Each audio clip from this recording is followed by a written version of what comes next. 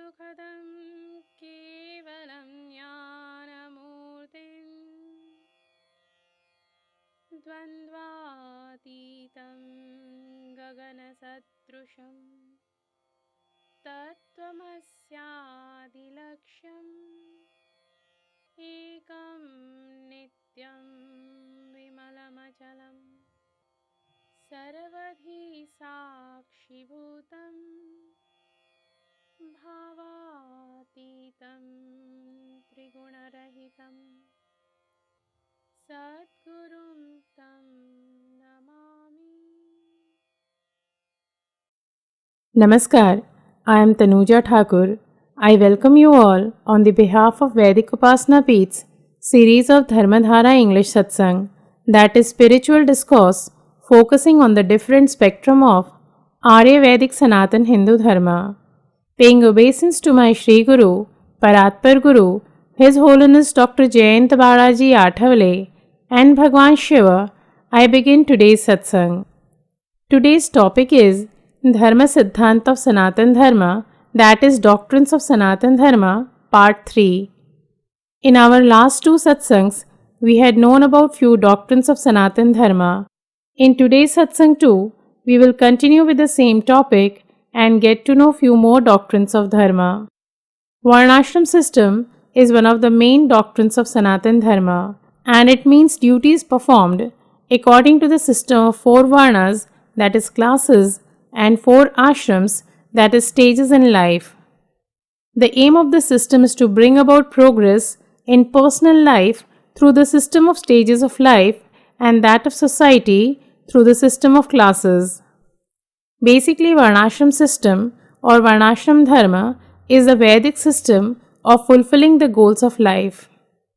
Through the Varnas, that is classes, and ashrams, that is stages of life, one is encouraged to strive for a balance and harmony of all the 4 purusharths or pursuits and not to neglect one in favor of the others. This is the basis for the ideal Varnashram system of life, in which society is divided into 4 social groups or Varnas according to one's natural talents and spiritual capacities. The Brahmins, that is the intelligentsia, the Kshatriyas, that is the protectors and the administrators, the Vaishyas, that is the entrepreneurs, and the Shudras, that is the proletariat. The ideal life of individual is divided into 4 stages, that is the Brahmacharya ashram or the stage of life of a student, the Gruhastha, that is the stage of householder's life, the Vanaprastha, that is the stage of retired householder's life, and the Sannyasi, that is the renunciate. In this system, focus is on responsibilities which naturally fulfill the right of others. The social system created to assist everyone in society to behave as per his natural temperament, that is the constitution of the 3 components or trigunas, and his spiritual evolution, is a system of 4 classes or Chaturvarnya. In other words, the system of 4 classes incorporated in Dharma is meant to provide guidance with regard to behavior and spiritual practice to be undertaken in accordance with qualification, that is potential, and requirement so as to acquire bliss. The system of 4 classes is observed not only in man but also among flora and fauna. Among animals, the cow and serpent, who are sattvic, belong to the Brahman class, while the tiger and lion, who are rajasic in nature, belong to the Kshatriya class. Thus it means that a class is a state which is determined by the 3 components or the trigunas. The creation of the classes described by the authors of Smritis is based on division of labor. They were meant to strike a balance between various societal groups without leading to any rift between them. In that system of classes, rather than the rights and privileges of the different classes, emphasis was laid on the performance of duties. Bhagwan Shri Krishna has said in Srimad Bhagavad Gita, Chaturvarnyam maya shrishtyam gunakarma vibhagashah. This means, I have created the 4 classes or varnas according to the components, that is the trigunas, and actions, that is karma. Each one is born in a particular class depending on his potential to practice spirituality or according to his need for that particular spiritual practice. The Almighty's motive behind establishing this system of 4 classes was for man to re enter the Hans class. This means that the restrictions of the 4 classes imposed by the Almighty are in fact meant to destroy the 4 classes and enter the immortal Hans class. While deciding the Varna for anyone, qualities were more important than the birth. Hence in Srimad Bhagavatam it is said, Yasya lakshnam proktam pungso varnabhi vyanjakam yadanyatrapi drushyet tattene vinirdishet, which means an individual should be classified in a particular class or varna irrespective of his birth if he possesses the decisive characteristic of that class. One's class should be decided considering the holistic pictures of the qualities of the class of the person and those of the other classes. The Mahabharata says that an individual's class should be determined by birth but in accordance with his qualities, and only if he possesses those qualities should he be considered to belong to that particular class. According to Hindu holy texts, Varnashram Dharma is not a man-made system but refers to natural classifications that appears to various degrees in all human societies. Individuals have different innate tendencies for work and exhibit a variety of personal qualities. There are also natural phases in life when it is easier and more rewarding to perform certain activities. Each varna and ashram has its own specified dharma. What may be desirable for one section of society may be degrading for another. For example, absolute nonviolence, which includes refraining from animal killing, is essential for the priestly class but considered wholly unworthy of a Kshatriya or a warrior class. Generating wealth and producing children are essential for householders, but indulgence with money and female folk is spiritually suicidal for the renunciate. Underlying all these apparent differences is the common goal of advancing in spiritual life based on Sanatan Dharma. Without the equality in spiritual level and sense of service inherent in Sanatan Dharma, Varnashram Dharma tends to degrade into the rigid and exploitative caste system. In the term Varnashram, ashram literally means a hermitage, that is a pious place occupied by spiritual people. Hindu tradition recognizes 4 stages or ashrams in human life, namely Brahmacharya, Grihastha, Vanaprastha and Sannyas. Hence the term ashram used for these stages indicate that the motto of these ashrams were to live with the main aim of spiritual evolution. Of these, people had the option to enter into all the 4 or first 3 stages. Not all people entered into the 4th stage, and among those who entered into it, a few resorted to it directly from the stage of Brahmacharya without intervening the other 2 stages. From rebirth perspective, human life is most precious because in a human body, the beings are endowed with intelligence which enable them to discern truth and make wise decisions which may eventually lead to liberation. Among all the species in the world, only human beings have the ability to become self-realized or attain God or Brahma and enter into his immortal world.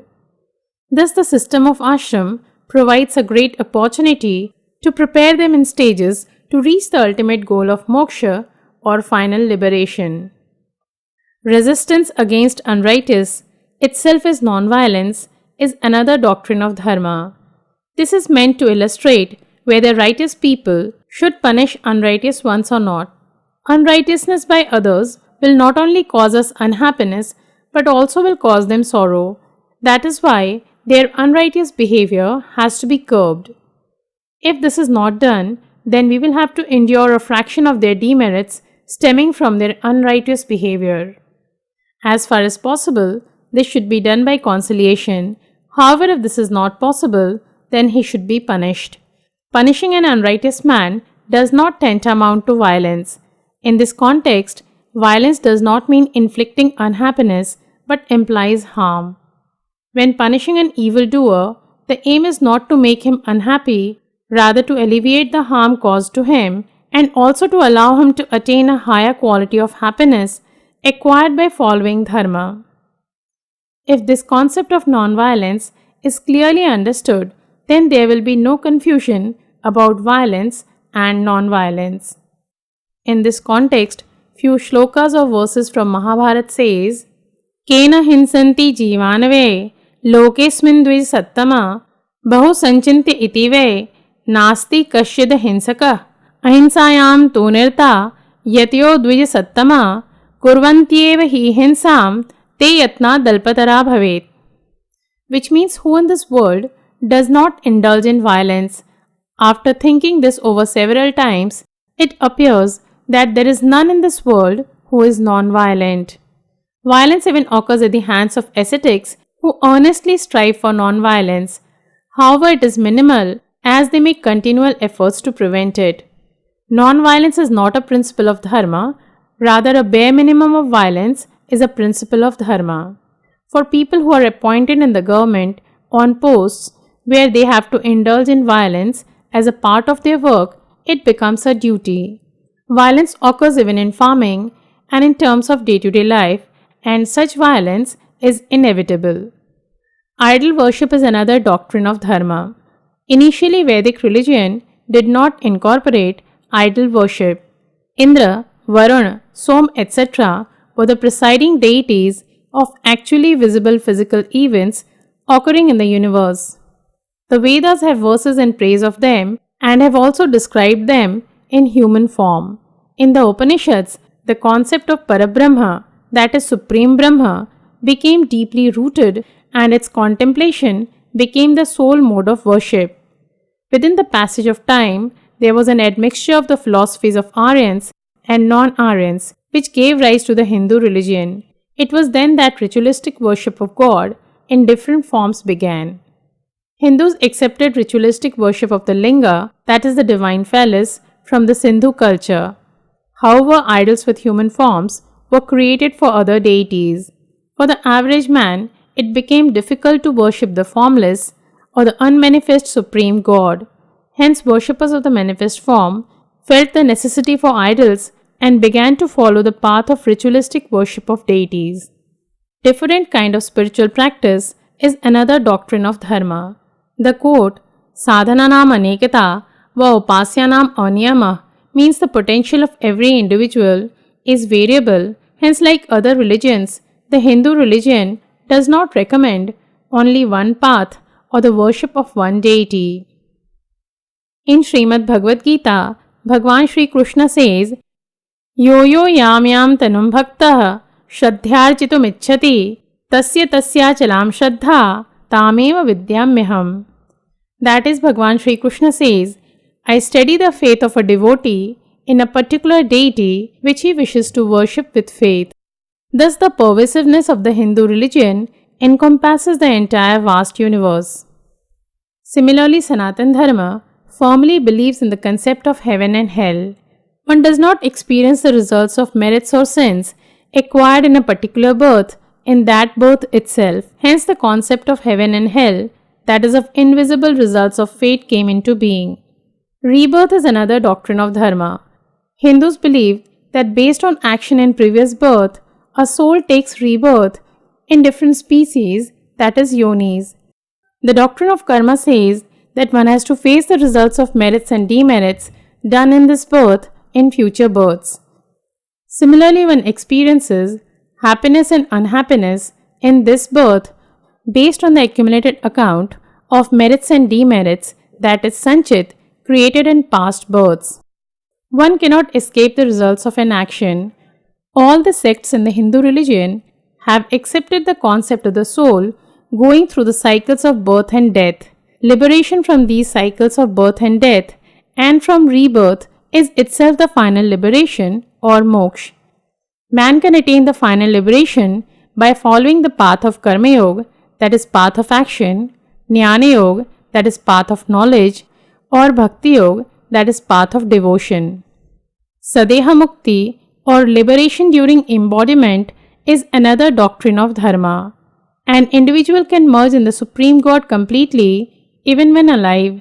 This has been exemplified by numerous highly evolved sages, ascetics, and saints in the past and even today.